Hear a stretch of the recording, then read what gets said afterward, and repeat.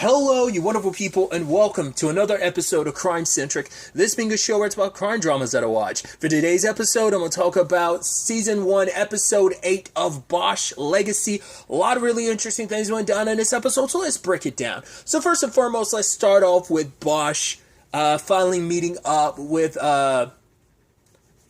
Viviana, Dominic's daughter, and they get to talking, and it's like, cool, so this is about your grandfather, which she wants nothing to do with her grandfather, because it's like, right, never went looking for me, never cared about me. Sadly, Vance never knew about her existence. He didn't even know about his son. Like, he knew that he left her, well,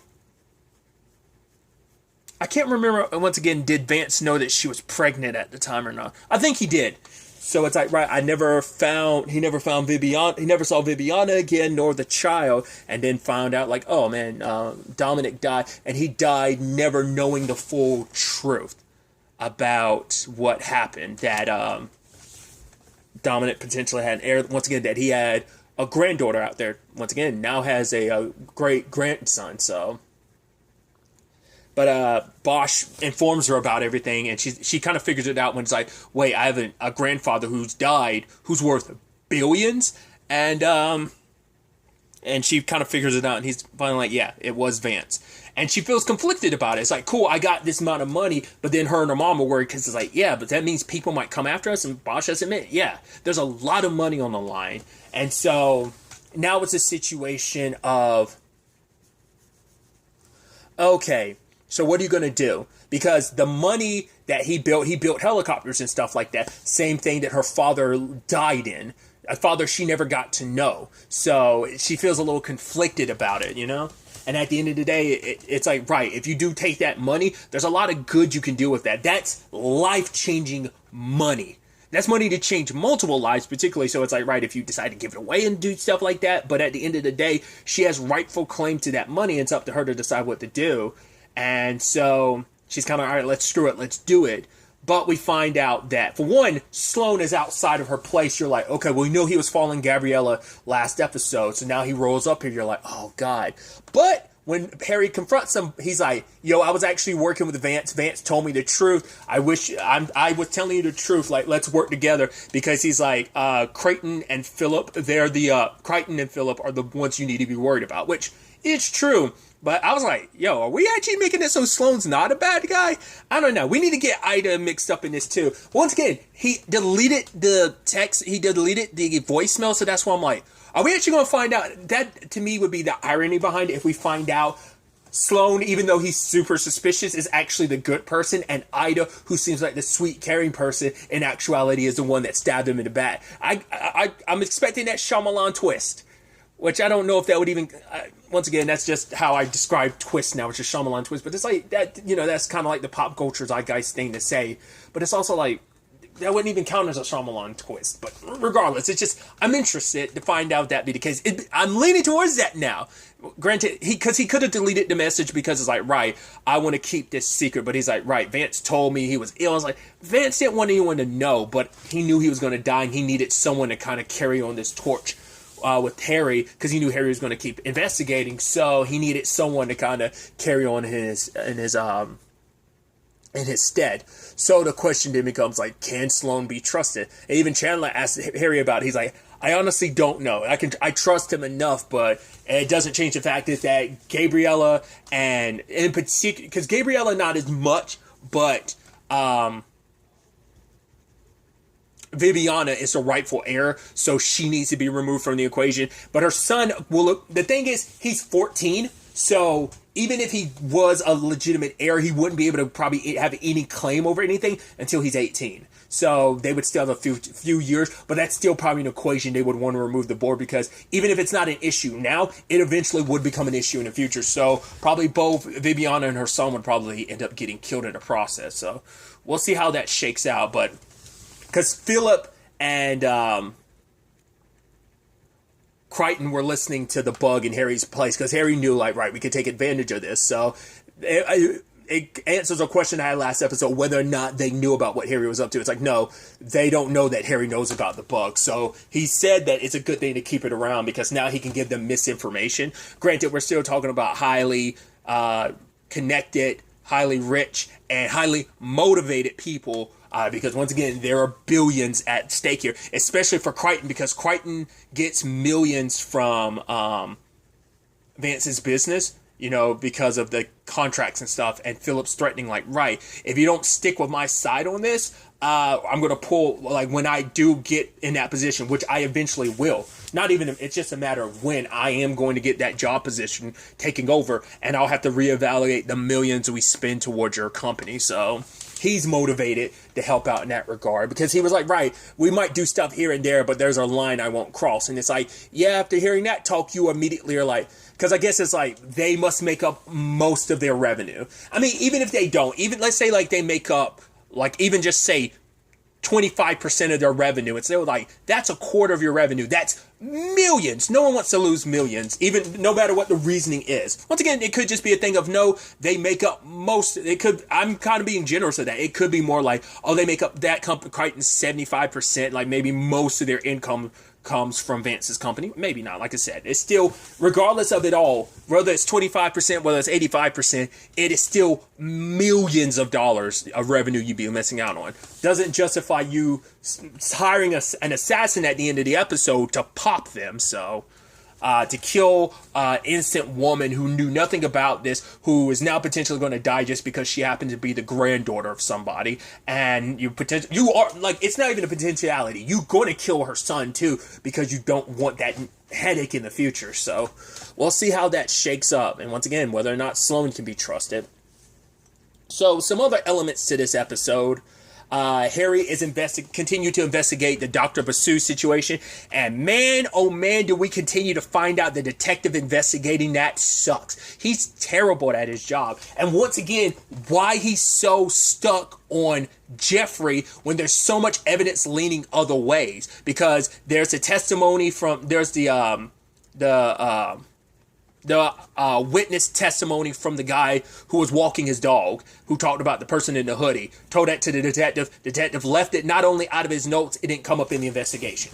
We find out now Harry ends up talking to a doctor, or was it Renton, about what him and Dr. Basu were meeting with. Basically, Dr. Basu was saying that someone might have been like stealing some meds type of thing, of like overprescribing and the inconsistencies in ethically what he was supposed to do. Once again, makes me think the guy that was like, oh, he was like a mentor to me, that look on his face, that's the guy. That's the guy. It has to be the guy. Once again, it's just that typical crime drama thing of usually the person that's in the, like the killer ends up typically being someone you at least met once throughout the investigation. So I'm thinking, and I'm leaning more towards it being him. So that's where all my money, I'm putting all my eggs in one basket. That guy's guilty. I had an inkling last episode. Now, especially when Harry ended up getting the doc to look it over, the medical examiner, it turns out the slashes in his body were basically, it's like, right, whoever did this had either military or medical training. He even said, like, the blade being what it is, I was like, the way he was describing it, I was like, could it potentially be a scalpel maybe? So yeah. And even Harry's like, yeah, Dr. Basu deserved a more thorough and non-inept investigation. And so, yeah, this detective is, because the doctor who was meeting with Dr. Basu about the whole thing, turns out that he did tell the detective about it. He left the detective multiple messages, and the detective never got back to him until he arrested Jeffrey. And then after Jeffrey got cleared, he still hasn't gotten back in contact with him. So the guy has no interest. So he has to be getting paid off or something, right? Like, either he's, like, this must be I'm thinking, this is where my thing is. We're going conspiracy theory, and I think it's not too out of the realm of possibility. He's getting a slice of the pie. Whatever, like, drugs were being, like, overprescribed and given to fake patients, whoever it is selling them, and I'm assuming this detective is getting a slice of that pie, because, like, why else would you go so hard in the paint in Jeffrey? Why would you not look anywhere else for a suspect? Like, even if you, there, even if there wasn't the evidence that it was like, oh, there's someone other than Jeffrey, if it wasn't all this other evidence from the accounts of these other people, at the bare minimum, you have no other suspects. DNA evidence exonerated Jeffrey, yet you're still got a bug up your ass about it. So it's like, he has to be getting a slice of the pie from like the stolen meds or whatever. So I'm thinking him and that doctor that Harry met last episode, the one that's like, oh, he's my mentor. It's like, yeah, they got to be in on this together. That's where I'm currently sitting at with it. So we'll ultimately have to wait and see where things kind of go from there. So, another element to this episode is we are dealing with the aftermath of the whole situation with Sharp and Nicole getting killed. So, Chandler decides that she wants to take this wrongful death lawsuit. The moment she took it, I was like, oh, this is going to get spicy. Because she's going after the LAPD, who is now part of the LAPD? Maddie. Now, that's interesting because, yes, Chandler and Bosch have been on opposite sides because at least like twice. They've been on opposite sides of each other and Maddie's kind of been, because even Chandler was like, oh no, I know you're a good cop, but it's like, I do my job. Like, my job is to eviscerate you and win for my client. So, of course, so there's that element to it. And so that when, so Maddie wasn't, it didn't change the fact that she still went to eventually work /intern with Honey in the future, so they were on the same side, especially because, like, right, we're both potential targets for Carl Rogers and all that, right? So now you add that to it's going to complicate things because now Maddie, not directly, but sort of directly, is now on opposing sides with Chandler. So that's interesting because the moment she sees it on TV, she turns off the TV because it's like she feels weird about it. It's like now she kind of knows why her dad felt the way he does about Chandler. But even because I think it's also reconfirming some things that Maddie probably felt a little off about. So far, it seems like everything's above board because she ended up talking to the league attorney dude or whatever for the cops, and he was kind of telling her like, right, you should probably like avoid talking and rather like talking speculation because the moment if like someone took her statement, they could kind of twist it into the narrative that they wanted to. So. But it seems like everything's above board at first because it's like, oh yeah, the gun was found on Sharp and everything. Until working with Mo and Chandler as working with Mo they look into Cosgrove a little bit. Like they end up finding out his divorce records are sealed, but his wife did file a restraining order against him. It's only a single incident, but for her to do that and the reasons why it's still locked away, but Mo's still going to look into it for her because Chandler did some investigation. She talked to the family, which the family is like, right, no amount of money is going to bring our daughter back. However, this can at least make the LAPD be held responsible. They'll get at least some sort of monetary thing. It won't make up for anything, but they'll at least make the LAPD pay in more than one way for what happened to Nicole. And for their parents, it's like, right, Nicole was on and off with Sharp. In fact, like they broke up 2 years ago. But talking to Nicole's sister, turns out they were dating on and off. But she cut ties with him at the time of her death. They were off because she wanted to do better for her son. So she cut Sharp off. But the reason why she didn't say anything, because she's like, if I tell the truth, no one's going to believe that otherwise. Like, they're not going to believe, like, oh, like, if they were on and off all those 2 years, and then, like, who's to say they weren't together? They're still going to make her, like, accountable and involved in all of this. Because Chandler does call up Morrison, but Morrison has your typical cop perspective of, piss off, I'm not going to help you. And so the Cosgrove comes to him and it's like, yeah, but it was good. He's like, yeah, what happened to the girl sucks, but it is what it is, And Morrison brings up, it's like, yeah, I mean, she could have been put in that car forcefully. It's like, Cosgrove knows that she was. That he was kind of rough. Cosgrove saw it. No one else did. He says, like, don't worry, like, the dash cam footage or whatever is going to show that. But it's like, he definitely has something to hide because Morrison plays it back later on. And it turns out Sharp didn't have his gun in the front seat with him. In fact, his gun was in the trunk. Because we saw at one point, yeah, they popped the trunk and they saw something there. We never got to find out what it was. And I guess because of Maddie and Vasquez's positions, because they said, like, Maddie says that from her perspective, she just saw Nicole, so she didn't get to see from anything else from her point of view. So she probably didn't see what was in the trunk, what Cosgrove and the other person found. So they found the gun, and then they probably planted it on him. Yes, it is definitely the gun that killed or shot Paulina, but it doesn't change the fact is that they because even Maddie's wondering about it because SIS has gotten a reputation in the past. And, Harry's like, yeah, they've cleaned up. They're not the same, but they've cleaned up, supposedly. And she's like, what does that mean? It's like,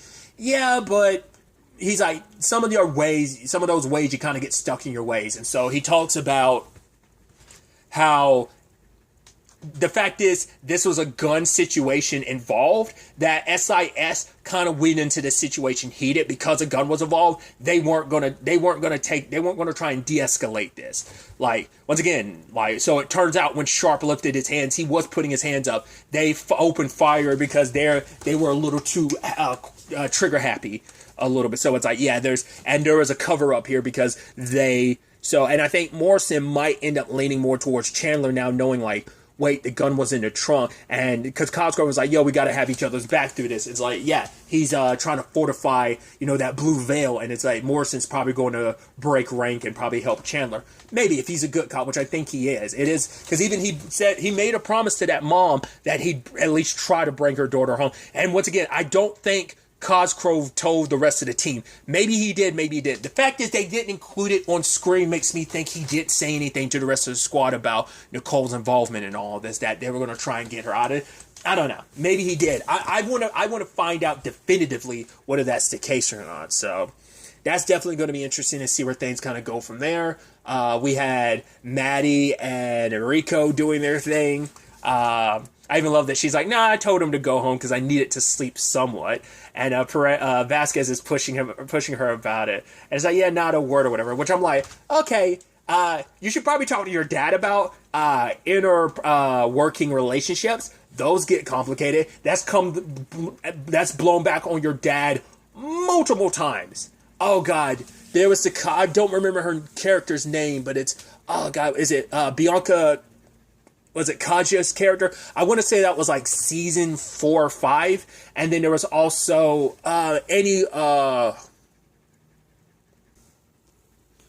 Annie Wershing's character, the kind of complications that came about because of that. Just, once again, those interdepartment relationships, how that can kind of come back to bite you. So I hope Maddie doesn't find herself in that same situation, but it's going to play out that way because of that. Things will probably get messy. They can get complicated. Hopefully everything works out and there's no issue, but we'll ultimately see. Once again, I brought it up previously. I think it's such an interesting thing that Maddie and Harry's relationships kind of mirror each other to some extent.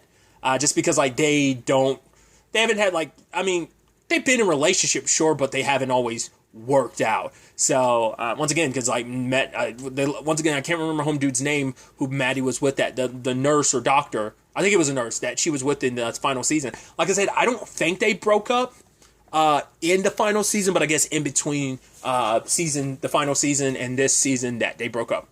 So just think, it's just, the nature of things not working out, but I just think it's interesting that it's like Perry's just kind of been in that same boat relationship wise.